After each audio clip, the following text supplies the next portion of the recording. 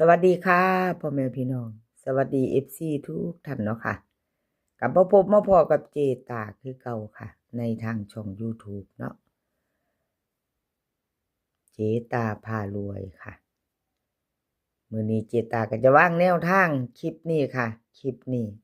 เจ๊ปากแดงแนวทางของห้าน้อยค่ะวางแนวทางห้าน้อยมื้อนี้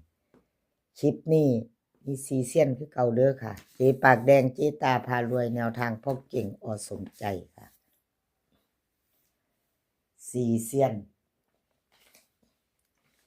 ชอบของผู้ใดกระทาจัดของผู้นั้นแคปหน้าจอไว้เนาะค่ะพิจารณาขอโทษขออภัยพี่น้องเสียงยังบ่ทันได้ชัดเนาะเสียงอาจจะติดขัดแน่กับขอโทษขออภัยเจ๊ปากแดงค่ะเจ๊ปากแดงจิบน้ำจักหน่อยก่อน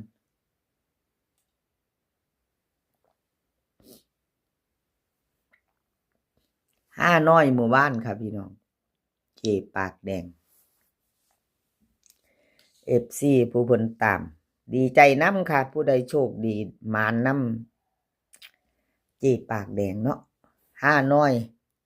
รูด3น้อยค่ะเจ๊ปากแดงมื้อวานเพิ่นเข้าไป2รอบรูด3น้อยเจ๊ปากแดงเนาะวิ่งรูดกับเขาไปอยู่ค่ะปกติ3ตัวบน98675เข้าไปตรงๆค่ะ75ของเจ๊ปากแดง VIP ค่ะ VIP 3ตัวบน411ของเจ๊ปากแดงเข้าไป2ตัว11เนาะค่ะเข้า2ตัวบนค่ะ2ตัวบน11เข้าไป2รอบค่ะเจ๊ปากแดงเมื่อวานนี้วันที่2เนาะค่ะวันที่2ดีใจด้วยกับ FC เจ๊ปากแดงเนาะค่ะมาใหม่มื้อนี้วันที่3ค่ะไผยังบ่ทันได้บ่ทันตามมาตามต่อไปใหม่วันที่3รูด3น้อยค่ะกับเจ๊ปากแดงในช่องเจตารูด3น้อยค่ะจะมีพิเศษ5:30ปกติ6:30 VIP 1:30ค่ะรูด3น้อยในช่องเจตาพารวยเนาะค่ะใครจะตามต่อเจปากแดงเตรียมแคปหน้าจอค่ะพี่น้องแคปหน้าจอไว้ไปลุ้นกันเนาะค่ะเอาที่เฮาชอบก็จัดขัดก็ผ่านเนาะเลขทุกตัวเอามาวางเพื่อเป็นแนวทางโปรดใช้วิจารณญาณในการรับชมเป็นอย่างสูงค่ะรับชมรับฟังเป็นเพียงแนวทางเนาะค่ะพี่น้องชอบก็จัดขัดก็ผ่านไปเนาะค่ะเอารูด3น้อยกับเจ๊ปากแดงค่ะวันที่3มื้อนี้ค่ะวิ่งรูด4กับ62ตัวค่ะ4 3 4 2 6 5 6 6เบิ้ลค่ะ4หางเดียวเจ๊ปากแดงให้3ตัว2หางค่ะ4 6 5 4 4 2วิ่งรูดเด่น4ตัวเดียวเด้อค่ะล่อง6 2ตัวค่ะ4 6กับ6 5 3ตัว4 4 2ค่ะ4 4 2 3ตัว1หางเพิ่นเน้นให้แคปหน้าจอค่ะต่อรูด3น้อยกับเจปากแดงเนาะกราบขอบุญขอบคุณเจปากแดงหลายๆเด้อค่ะที่ให้แนวทางมาวางทางช่องของเจตาตลอดเนาะค่ะเพิ่นให้มาตลอดกราบขอบุญขอบคุณหลายๆค่ะสำหรับแนวทางเนาะต่อไปค่ะแนวทางพ่อเก่งค่ะแนวทางพ่อเก่งนี่หลุดไปค่ะวันที่2เนาะหลุดไปเจตาเป็นกำลังใจให้ค่ะกราบขอโทษขออภัย FC ที่เข้ามารับชมรับฟังเนาะค่ะแนวทาง2ตัวเพิ่นบ่เข้าบ่เดินก็ขออภัยหลายๆเนาะพี่น้องมาตามไม่ไปต่อมื้อนี้เนาะค่ะเป็นเพียงแนวทางมีเข้ามีหลุดเนาะครับขอโทษขออภัยแทนพ่อเก่งค่ะมื้อนี้เฮามาพิจารณากันใหม่ชอบก็จัดขัดก็ผ่านเนาะค่ะแนวทางใหม่ของเพิ่นวันที่3รูด3น้อยค่ะรูด3น้อยของแนวทางพ่อเก่งค่ะวิ่งรูดเพิ่นให้มา6กับ5ค่ะ2ตัว4หาง6 7 6 6 5 1 5 0เบิ้ล55ค่ะ3ตัว3 2หาง5 5 1 5 6 6วิ่งรูดเด่นเท่ากันค่ะพอเก่งเด่นเท่ากัน6กับ5 2ตัวนี้นิ้น6 6 5 1เด้อค่ะ3ตัวนิ้นหางเดียว5 5 1หางเดียว3ตัวแนวทางพ่อเก่งกับขอบคุญขอบคุณแนวทางพ่อเก่งค่ะที่ให้มาว่างทางช่องเนาะค่ะไปจะตามต่อมือแรงรูด3น้อย3รอบค่ะพิเศษปกติ VIP ค่ะไปต่อค่ะไปต่อ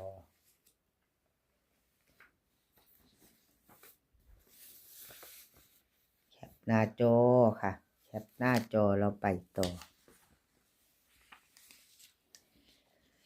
ฮานอยเจตาพารวยค่ะวันที่2ที่ผ่านมาค่ะพี่น้องฮานอยมีทุกวันออกทุกวันเนาะค่ะมื้อวันที่2มื้อนี้วันที่3แล้วค่ะวันที่3ไผชอบไผมักมาล่อรุ่นแคปหน้าจอไว้ไปรุ่นกันรูด3น้อยกับเจตาพารวยเนาะค่ะเจตาพารวยค่ะรูด3น้อยมื้อวานนี้ค่ะเป็นของวันที่2ปกติค่ะรอบปกติ986ล่าง75ค่ะรอบปกติของเจตาเข้าไปตัวเน้นตัวเจาะค่ะตัวเน้นตัวเจาะ8 6 2ตัวบนเอา FC มีไผใดไผตามนำเจตาบ่ค่ะได้ตามเจตาบ่รูด3น้อย8 6เต็มๆตรงๆค่ะบ่ได้กลับเป็นตัวเน้นตัวเจาะของเจตาพร้อมเด้อค่ะพี่น้องเข้าไปรอบนึงก็ยังดีเนาะ มาอยู่รอบนึงเนาะพี่น้องเนาะ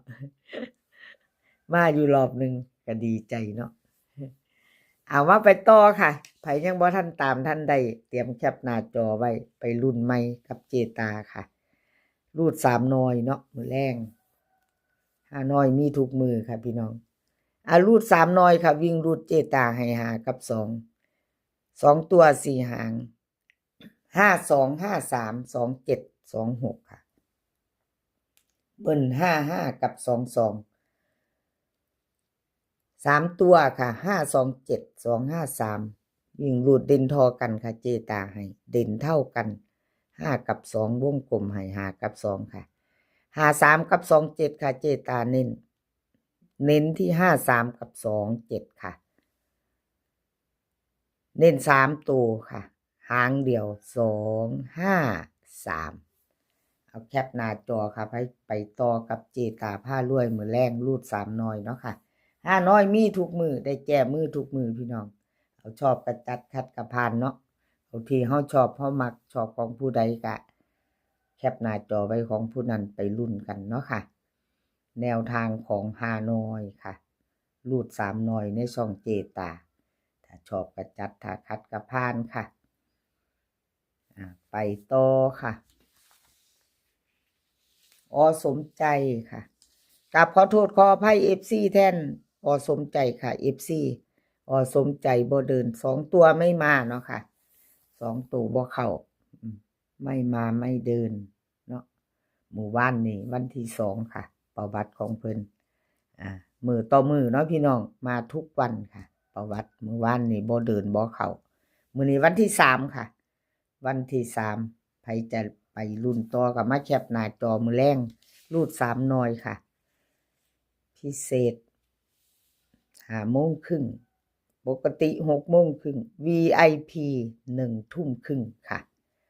รูด3น้อยกับสมใจแคปหน้าจอค่ะใครจะไปต่อกับเพิ่นเนาะเตรียมแคปหน้าจอสมใจรูด3น้อยค่ะรูด3น้อยมื้อนี้เพิ่นให้มา4กับ3ค่ะ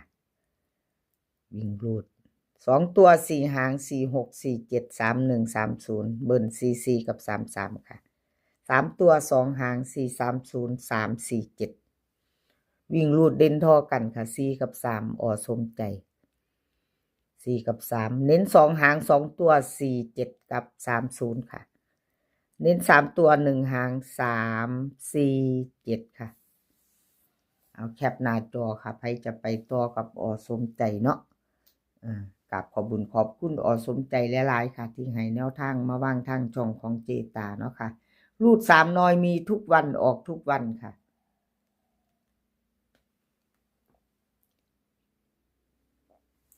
ช่องเจตา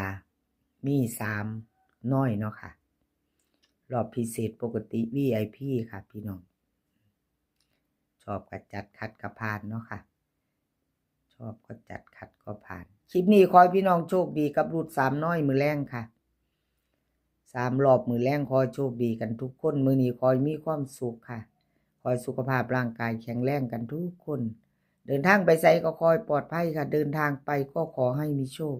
กลับมาขอให้มีชัยคลิปหน้าพ้อกันใหม่ค่ะคลิปนี้ค่ะสวัสดีค่ะ